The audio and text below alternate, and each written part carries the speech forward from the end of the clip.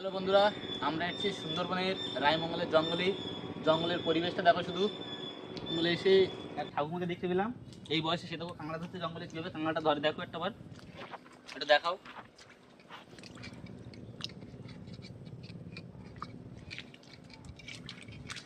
এদিকে সামনের দিকে, সামনের দিকে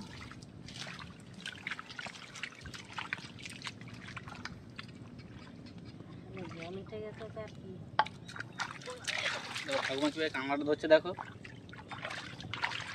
ওই দেখো কাঁকড়া পেয়েছে। ঠাকুমা কতটা কাঁকড়া পেলে? এই পাইনি বাবা, এসেছি আর দুধারে ঢুকে গেল।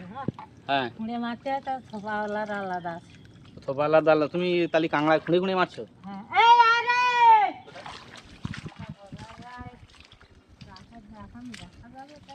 আচ্ছা দেখো, ঠাকুমার সঙ্গে আমরা যাচ্ছি, দেখো কোথায় কাঁকড়ার খাত আছে। আমরা একটু দেখি, চেষ্টা করে ঠাকুমার মতো পারি কিনা।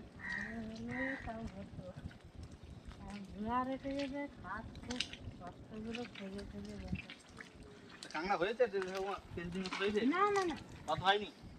এইসবে এসে ঢুকলাম আর চলে। এইটা ওই যে খাট, ওই যে খাত দেখাও, একটু খাতটা দেখাও। এই কাঁকড়া আছে কি এই খাতটার ভিতরে? হুম, দেখো কাঁকড়া ধরাটা দেখাও।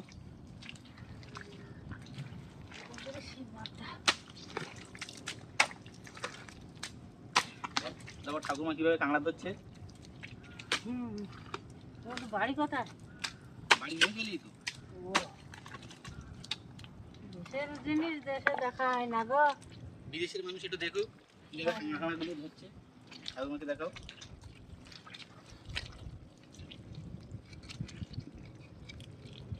কাঁকড়া কি আছে ঠাকুমা খাতের মধ্যে? হ্যাঁ, ওই তো কাঁকড়া আছে, এক্ষুনি ধরবে কাঁকড়াটা।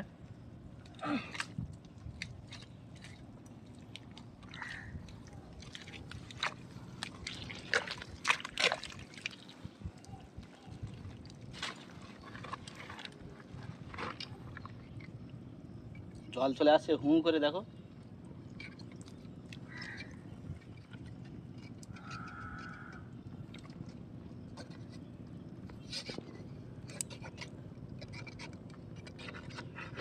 কোন দিদিমণিকে দেখাবা না শরীরতে পাঠাবা? সবাই দেখবে, প্রচুর মানুষ। এই কাঁকড়াটা দেখাও। এই ধরলাম, এই ঢোকালাম। বেশ, ঠিক আছে। কারণ এই ছোট ছোট এই কাঁকড়াগুলোকে কি কাঁকড়া বলে? এই ছোট ছোট, নদীর কাঁকড়া বল কোন? এই ছোট ছোট যে কাঁকড়াগুলো দেখা যাচ্ছে, ওগুলো লাল কাঁকড়া। লাল কাঁকড়া। ওগুলো ওষুধ তৈরি হয়। ওই কাঁকড়া থেকে ওষুধ তৈরি হয়। হুম, তারপর জঙ্গলে আসলে কত কিছু জানা যায়, যারা জঙ্গল সম্পর্কে বোঝে। হ্যাঁ, ওই কাঁকড়ায় ওই তেল বের করে ওষুধ করে। কি কিসের তেল বেরোয়? ও কাঁকড়া, কাঁকড়ার তেল বেরোলে ওষুধ তৈরি হয়। ওই লাল কাঁকড়াগুলো তো। হ্যাঁ হ্যাঁ, এই ছোট ছোট এই লাল কাঁকড়া।